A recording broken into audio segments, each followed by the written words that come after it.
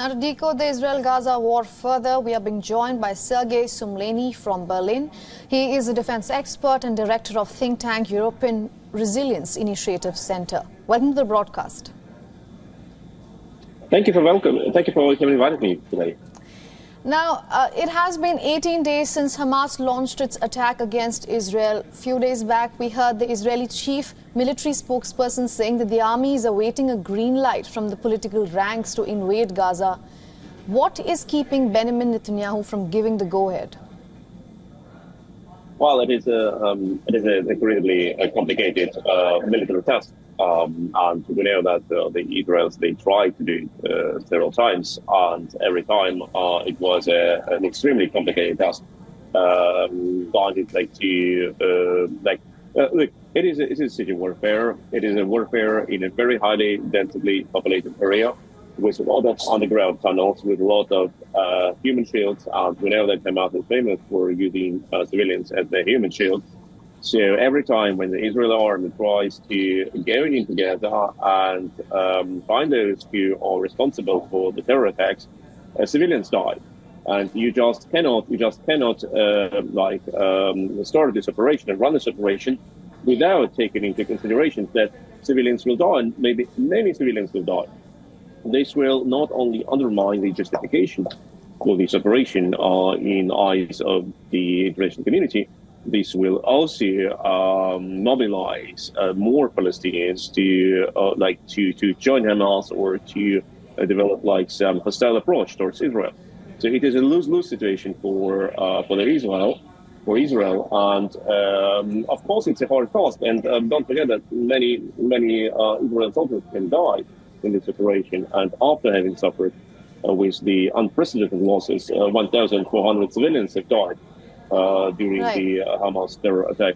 Now, thinking that some dozens or hundreds of Israeli soldiers will have to die, it's also a hard decision. Still, as I wrap it up, it is impossible to imagine that this Hamas threat can be finished without the army of Israel Defense Forces, enter Gaza, clean up and find those terrorists and destroy the Hamas structures. It is also in interest of Palestinians, because many of them are also suffering under the Hamas rule, and Hamas is not famous for being kind to those who oppose it, inside or outside. Right. You make an interesting point there. Mr. Sumleny, bring in your expertise here.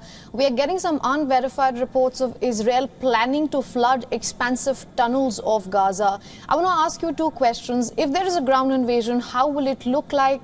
And this the flooding of the tunnels that we are hearing, how effective do you think that is going to be? Well, the tunnel system is, of course, the nightmare for any operation. It allows, first, they were built partly, if not mostly, with the EU money.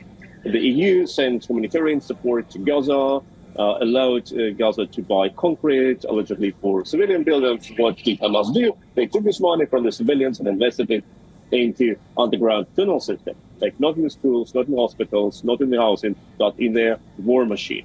So now we know that there are underground bunkers, underground ammunition storages, underground tunnels for hiding, for going around the city, etc. And the Gaza Strip is not that big, so you can actually build the complex underground tunnel system under the whole Gaza city, allowing to move without any visual confirmation. You can just go one part of Gaza and exit another part of Gaza. So what to do? There are a lot of options to do, like seismic shocks, wherein idea when you see how Israel bombs Gaza, sometimes bombs hit empty places, and we said, okay, what was the target? The target was obviously something underground. We could also see how Israeli bombs hit the ground, and then secondary explosions, in the straight line, appeared, somewhere in the empty places that are the ammunition storage which detonated on the ground. So seismic shocks can help to destroy at least partly these tunnels. Flooding could be an option, but once again, just think about if Hamas brings civilians to these tunnels, and Israel forces don't know what is inside, they have no confirmation. Then just think about it: if Hamas brings civilians as human shield to these tunnels, and Israel forces flood them, then Hamas brings 20 or 100 dead children to the ground and said, look, what did the Israelis do? And the whole international community will once again blame Israel for what actually Hamas did, because it's Hamas which is using civilians as human shields.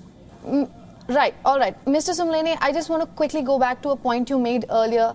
You said that Israel does not need to enter Gaza or invade Gaza, rather, to destroy Hamas completely. In fact, you went on to go that an invasion of Hamas would actually be a lose-lose situation.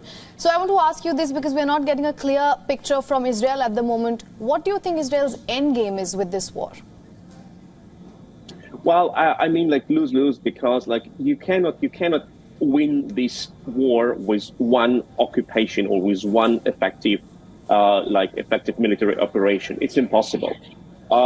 If I say destruction of Hamas, I mean first of all the elimination of military leadership of Hamas and the destruction of its financial fundament. And financial fundament which allows Hamas to buy weapons, to smuggle weapons, to buy fortification, etc., etc. You cannot do this only from outside. Like, you cannot destroy the background, the backyard of Hamas just by pointed strikes. So for Israel, it's important to enter Gaza, to liberate practically Gaza from Hamas. But once again, if you enter Gaza, you will have civilian casualties, you will have military casualties, and every day of this operation will lead to a worse political image of Israel worldwide. And that is what Israel may not ignore. That is the dilemma. All right. All right, Mr. Soumlani, thank you so much for speaking to us here on WION World is One, and it was a pleasure speaking to you. Thank you so much. Have a great day.